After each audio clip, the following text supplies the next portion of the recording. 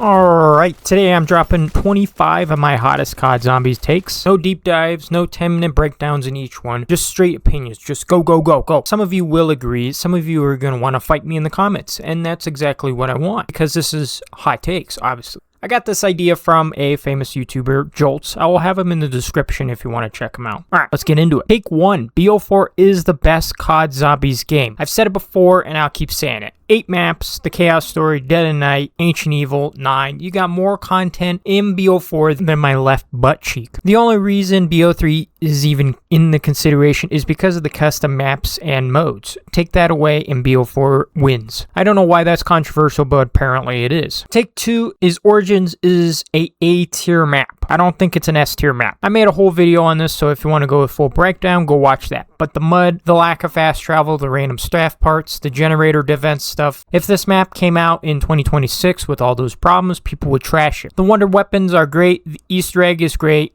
but the actual experience of playing Origins is annoying half the time. It's carried by nostalgia, and I stand by that. Take 3 would be Mob of the Dead would be mid without the Weasel storyline. Take away the Purgatory loop and the cycle breaking narrative, and you got a cool looking prison map with a pretty good weapon and an annoying plane mechanic you have to rebuild every single time you want to pack a punch. Weasel and his storyline carries this entire map. The actual gameplay of Mob is not as strong as people pretend it is. The story does all the heavy lifting.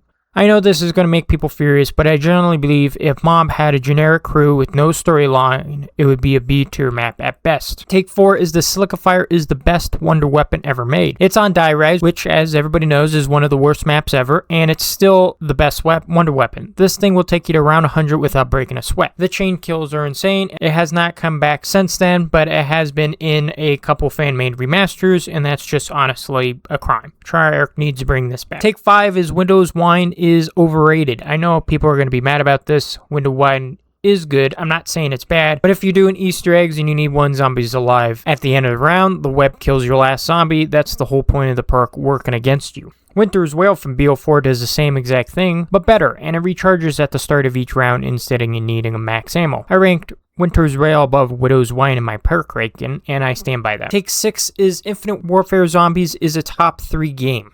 Zombies in Space Lane is one of the best launch maps ever. Director's Cut is the best reward system in any Zombies game has done. The Mephistopheles fight is the best boss fight in franchise history. 4 maps with 4 different movie themes. The community killed this game before anyone played it because IW was just not as great as to begin with. That's not fair. If you haven't played it, go play Space Land and tell me I'm wrong. Take 6 is Point Dexter is a top 10 character. I just ranked every crew member and I put Point Dexter at number 8. Seth Green's performance is that good. I know it sounds crazy putting an IW character that high, but go listen to his voice lines. He's funnier than half the Treyarch characters. Fight me on that one. Take 8 is the BO4 perk system wasn't that bad. You bought the same 4 perks every game for 10 years. Jug, Speed Cola, Double Tap, and then whatever. That's not a choice. That's a routine. BO4 forces you to actually think about your loadout. If you want to do Easter eggs, then you have a loadout for that. If you just want to do high rounds, you have an Easter egg for that. If you just want to mess around, you have a loadout for that. That's not bad game design. That's just different. People couldn't handle change, and they trash about it without giving it a real chance. Take 9, Transit would be a decent map on modern hardware. Obviously, we have Ashes of the Dam, which is a faithful kind of like taking the idea of it, but I feel like if we get it nowadays, it would be better. The concept of Transit was ahead of its time. The map was way too big for PS3 and Xbox 360 to handle, and that's why we get the fog and the denizens and all that. Remove the denizens, fix the rendering issue, and you have a cool open world zombie experience. The idea wasn't the problem, the hardware was. I feel like if Transit came out today, it would be received completely different. Take 10 is BO2 is the most inconsistent zombies game ever made. I know a lot of people defend BO2 because of Mob and Origins, but you have 2 of the best maps of all time with Mobs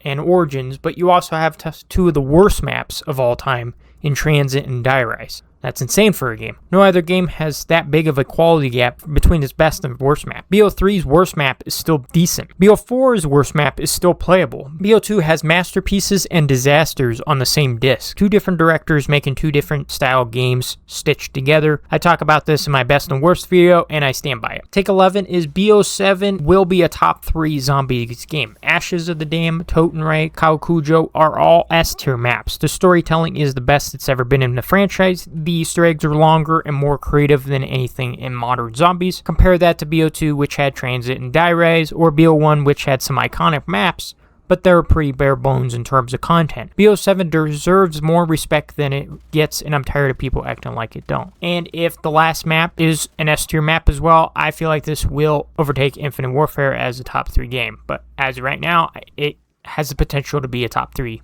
Zombies game of all time, even comparing it to BO3 and BO4. Take 2 is the community killed the Chaos story. This is the one that bothers me the most. People scream for Aether instead of Chaos. Treyarch killed Chaos, then they rushed the Aether ending onto remake maps because they don't have the time or budget to do it right, and then those same people complain that the Aether ending sucks. You caused the problem and then complained about the result. The scrapped Atlantis map and the Great War map would have been incredible, but we never got them because people wouldn't stop screaming. That still just makes me mad.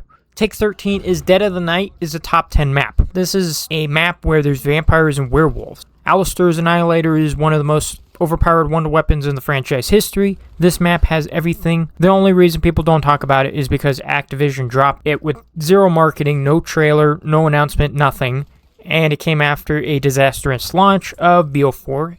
If Dead of Night got the marketing that Dryzen got, or Grow Covey, or even Blood of the Dead, I feel like it would be in everybody's top 10. That's not just an opinion, I just generally believe it.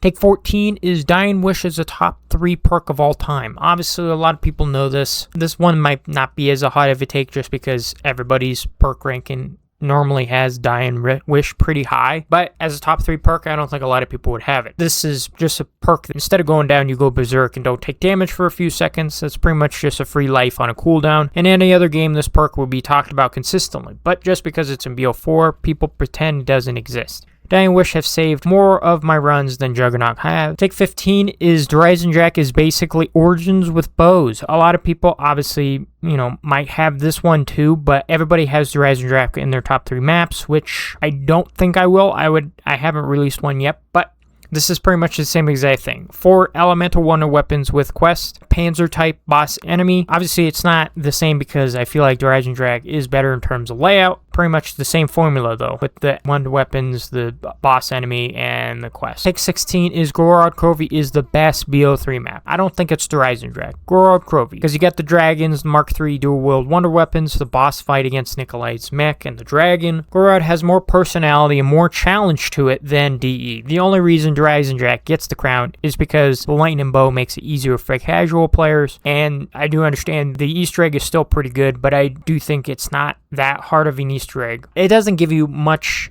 in terms of difficulty. I want my Easter eggs to have a little bit of difficulty, and Gorod Krovi gives that. Take 17 is World War II Zombies is generally underrated. The horror atmosphere is something no other game has done, besides maybe World at War. The Final Reich is a solid launch map, and the Frozen Dawn has got to be one of the better boss fights in the franchise. People dismiss World War II because it wasn't Treyarch, and that's the same thing that happened with IW. Got to give non-Treyarch games a chance. Obviously, World War II Zombies had a lot of hit or miss, but I do feel like the first map and the last map carries that game. Take 18 is PhD Flopper is mostly nostalgia. Everyone acts like PhD Flopper is the greatest perk ever. It's fun with the Mustangs or Sally or a rocket launcher, I give you that, but how often do you actually need explosive immunity? Be honest. Stand Up saves your life more than PhD Flopper does. People rank PhD high because of memories, not because of the actual gameplay value. I would say it's 80% nostalgia, 20% usefulness. How often are you going to be running Mustang, Stanley's, or rocket launcher? Most games. Most games you're going to be running a normal weapon or the wonder weapon. Take 19 is Cold War's quality of life changes are better than anything BO3 did. Obviously, there's a lot of hit or misses, but I do think in terms of quality of life changes, like the mantling and the exfil and the animal mods you can choose, I feel like Cold War modernized the mode in ways that every game since has built. I think Cold War did improve the gameplay loop. Obviously, I don't think Cold War improved in terms of story and how the game actually plays, but I do think the quality of life changes are pretty good. I like the mantling. I think it's good. I think the exfil is a great way for people to leave without just quitting the game or downing themselves, and I do think the ammo mods you can actually choose is great instead of trying to re-roll every single time for 2500 and getting the same one 3 times in a row, because the game gives you that. Every modern zombies quality of life feature started with Cold War. Take 20 is Ultimus Nikolai is a better character than Ultimus Richthofen. I know Richthofen has the lore advantage, but that's pretty much it. In terms of actually playing as the character and enjoying the voice lines, Nikolai is more funny every single time. Every Nikolai quote is great. Richthofen quotes are cool, and some of them are iconic, but they don't just hit the same as Nikolai. I rank Nikolai above Ultimus Richthofen in my crew ranking, and a lot of people, I think, disagreed, but entertainment value beats lore for me in terms of these 4 characters in the original game. Take 21, I think solo is the best way to play zombies. You're not waiting for randoms to ready up, no one going down every 30 seconds. No arguments about who opens what door, no stealing the wonder weapon. Play at your own pace and every decision is yours. I play solo pretty much 99% of the time, and I think the game is better for it. Co-op is fun, don't get me wrong, but it's more fun with friends, but that's like everything. And I think solo zombie experience is a lot better just because you can immerse yourself more into the game.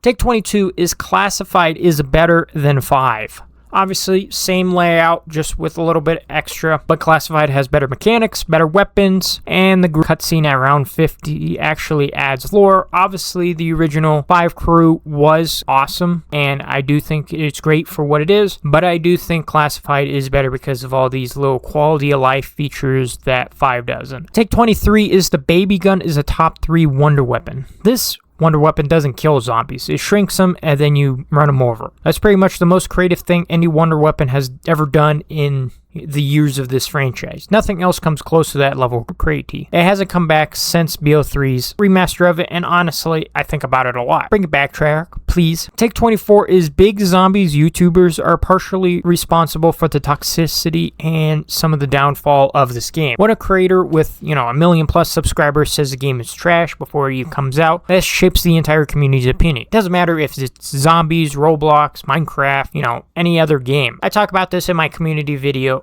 People repeat what their favorite YouTube says without forming their own opinions. That's why you have groups, of famous people like Taylor Swift or, Beyonce or, other people like that, because they take what their favorite person says to heart and they mimic them. Half the people who say BO4 is bad never played past round 20 on 9. They just heard their favorite creator said it was bad and went with it. If the big creators were more open-minded about these games, the community wouldn't be too bad. Take 25 is BO4 will be remembered as ahead of its time. People hated BO4 at launch. Now it's in people's top 3. The same thing happened with IW. Hated at launch, loved years later. I think people are starting to say that this game didn't get the appreciation this game should have got when it first came out. Perk changes, the chaos story, the 8 maps, the specialist weapon, all of it was ahead of its time, and I think it should have been continued and more loved. Alright, those are my 25 hottest takes. I know at least 10 of those will make you want to type an angry comment. Let me know which take you agree with most and which one you think is the worst. I'll see you guys in the next one. Bye bye.